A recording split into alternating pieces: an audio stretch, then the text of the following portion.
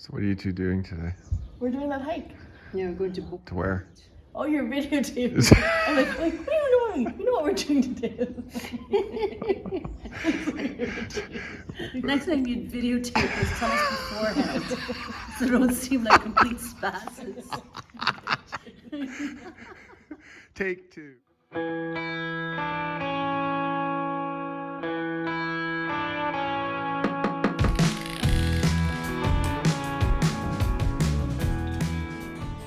Mike here from Bikes by Mike with another cycling related video. Today I'm doing something a bit different, a travel video. I just got back from a week of cycling in Spain, which is my new favorite cycling destination anywhere in Europe. It's not Girona, Calpe, Mallorca, or even the Sierra Nevada mountains. Let me show you where it is and why for me it's the best cycling I've ever experienced. Okay, let's get to it. In today's video, I'll start off by telling you what I mean by the best cycling destination and why my pick has everything to do with location. I'll then talk about the great folks at Escapar Cycling who hosted me, my wife, and our friend Michelle. Next, I'll take you on some of the epic rides I did on my vacation. Lastly, I'll wrap things up with a few tips for those of you planning a trip to this fabulous destination.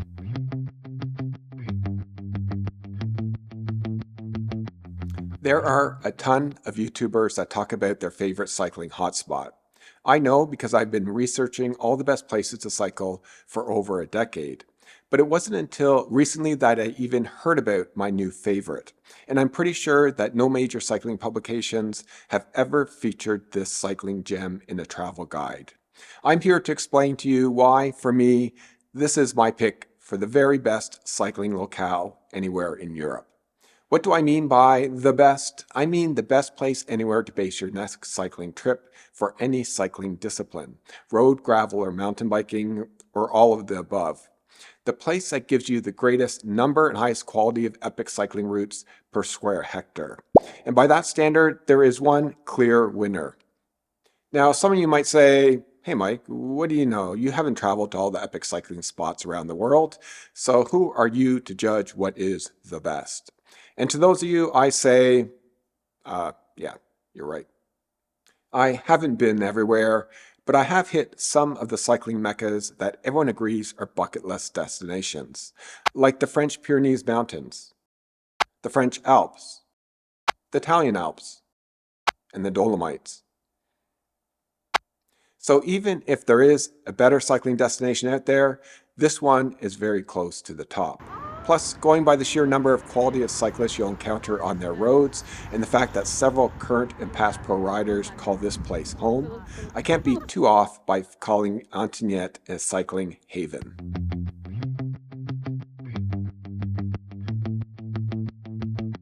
I've been wanting to cycle eastern and southern Spain for years and have been researching it for some time. The cycling locales most often recommended in cycling journals are Girona, the island of Mallorca, the coastal towns of Ontinyent and Calpe, and the inland city of Granada located at the base of the Sierra Nevada mountains. All of them have something to offer both amateur and hardcore cyclists, with Granada, in my opinion, having the most interesting cycling terrain with monster epic climbs that appear frequently in the Vuelta a España pro race.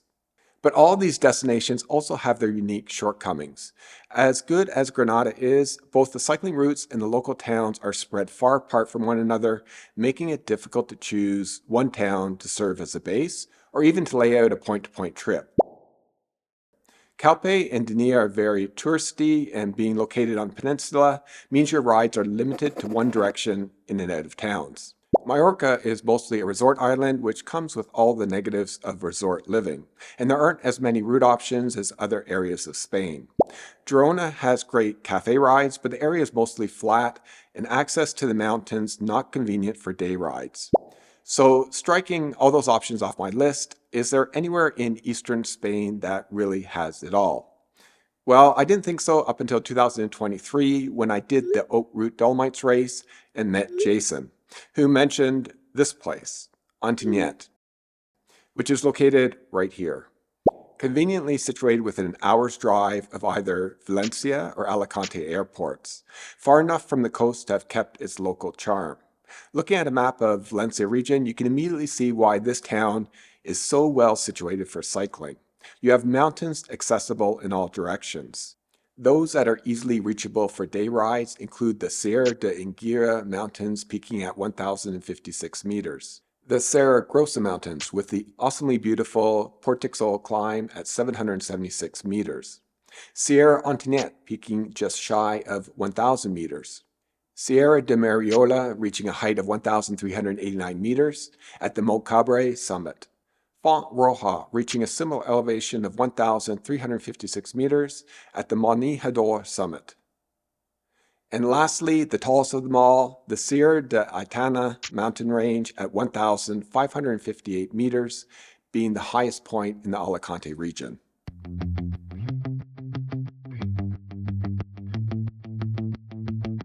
So now you know why I think Ontinyent is a spectacular location for cycling, but it's only half the equation for a truly epic cycling trip. The other half is your home base, the logistics, the support, and honestly the people. And that's where my experience with Escapar Cycling Holidays comes in. It was a massive factor in why this trip wasn't just good, but it becomes my pick for the best European cycling destination. I booked onto their Climbers Week package, which offered up to 6 days of riding focused on big climbing days. Daily distances range from 70 to 150 kilometers in length and anywhere from 1,200 to 3,000 meters of vertical ascent per day. I never quite got to that severity, with my hardest ride being 115 kilometers and 2,300 meters of vertical. David and Emmeline are the heart and soul of the operation. They own and operate this beautiful traditional Spanish villa perched on the hills overlooking the town of Ontinyent. It's got 6 spacious guest rooms, most having their own private bathroom, and is suitable to accommodate groups up to a dozen. It has plenty of common areas, so it feels personal and friendly, not like some huge anonymous hotel. And for us cyclists, check this out. This fantastic, spacious courtyard out front.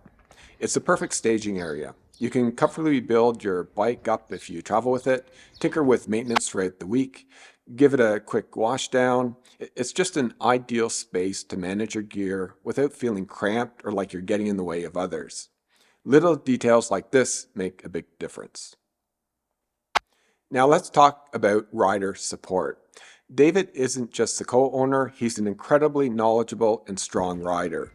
This guy knows the region inside and out. We're talking intricate knowledge of the best road climbs, famous ones as well as hidden gems.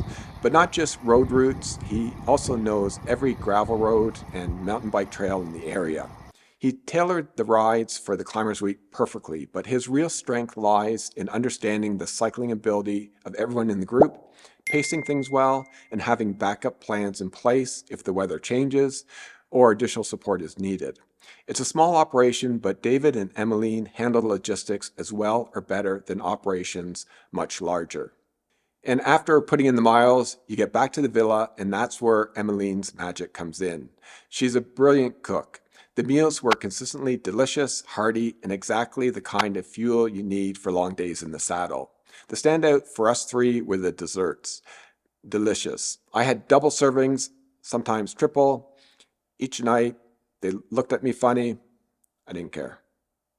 I really need to say more about their flexibility and package offerings, as I didn't realize this when I first booked. They offer truly bespoke packages. Need accommodations only? Sorted. Want the full package with meals and guided rides? Done. Somewhere in between? They'll work with you. Interested in long-term stay? Speak to them. And this flexibility extends to non-cyclists too, because there are a ton of other outdoor activities you can do in the region and lots of sightseeing as well. I went with my wife and a friend, both non-cyclists, and they had a blast. Price-wise, if you're used to paying what other European operators charge, you'll be pleasantly surprised by the price of the Escapar packages.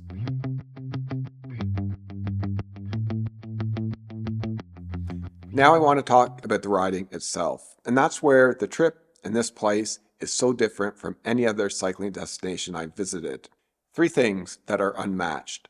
First is a lack of junk miles. From the moment you roll out from the villa, you are in beautiful countryside with great riding. Ontinyent has only a population of 35,000 people, virtually all locals, so even when riding through town, there isn't a lot of traffic. And everywhere else you ride, you'll see almost no one. I didn't deliberately take these shots trying to avoid the dreaded photobombing. There just were never any vehicles around when I was taking my photos and videos. Many times I went over an hour without being passed by a car. You're not going to find many places in Europe where you can do that. The next thing is the scenery. Everywhere you ride is beautiful. You never have junk miles you have to put in to get to a nice place. It's just always nice. I was so impressed that I never had to look at anything ugly. That just sounds kind of dumb. The next thing, and this is a big one, the quality of the road surface is unmatched. Yes, you'll find smooth asphalt in lots of cycling locales, especially those that host pro bike races, but you will not find another region where every single road is as smooth as glass. Not just the major roads, but you'll find pristine pavement on farm roads. To put this into perspective for you Torontonians out there, their farm roads are in better shape than our major roads. This area has some money and it shows. I spent a week in Ontinyent, but it was just too short a time to even scratch the surface of what this area has to offer. But what I did ride was all amazing, and none of the days I would have cut out if doing it all again. The three of us enjoyed Ontinyent so much that we already decided, before our vacation was even done, that we were coming back. I've been to some amazing cycling destinations, but I've never said that before, because there are so many amazing places around the world to explore. But this place is really special.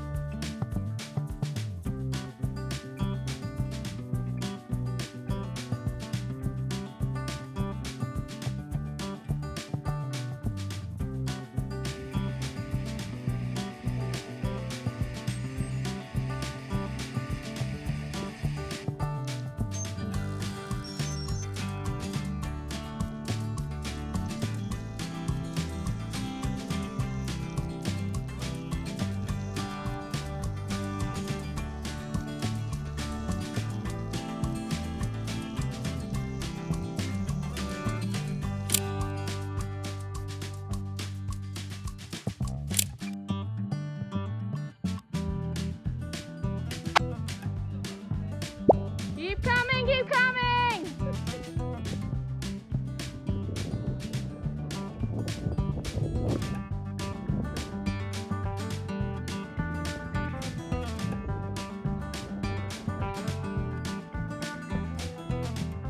Keep coming, keep coming! Keep coming, keep coming, keep coming, past, keep going, keep going, keep going, keep going!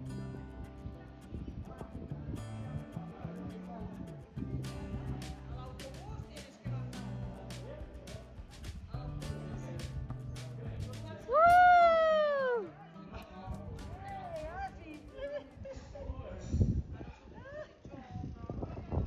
Yay, you finished! Woo.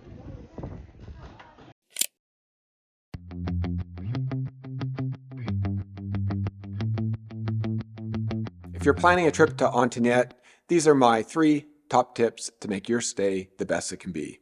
Tip number 1, plan for a long stay. We were here for exactly 1 week and it was just too little of time to explore everything the area has to offer. 2 weeks is ideal, and because it's so affordable, it'll work within a lot of people's budget. Tip 2, plan for at least a few non-cycling day excursions. You'll of course want to check out the town of Ontinyent, but there are many other great towns worth exploring in the area. And there is just a lot of other nice sightseeing to be done. I'm an urban planner with a love for cities, so for me, a visit to Valencia was a must. If you want to see what a properly functioning city looks like, go see it. The central market area located in the historic center of the city is definitely worth exploring by foot. Make sure to check out the inside the market as there's lots of cool edibles in there. Not those kind. The public spaces in this area are fantastic, so just spend a lot of time walking around to see what the area has to offer. Probably the most impressive part of Valencia is the massive 9-kilometer linear public park that runs right through the center of the city. Unlike my hometown in Toronto, this is a city built for people first, automobiles second. And if the park itself doesn't impress you, the City of Arts and Sciences, occupying a massive 35 hectares at the east end of the park, will. Unfortunately, we didn't have time to explore inside any of its 6 major attractions. You could easily spend several days exploring it all. My last tip, number 3, is to do more than one type of cycling. The road riding is too good in this area for me not to bring my road bike, but next time I'll plan to fit in a few days of mountain biking or gravel riding. The network of off-road trails is massive in this area. To put it in perspective, David says the gravel and mountain biking is even better than the road riding. Okay. That's all I got for today, folks. If you like this video, please give me a thumbs up and share it with your friends. And if you're not a subscriber to this channel, please subscribe as allow me to produce more content for all of you. See you next time. Happy rolling.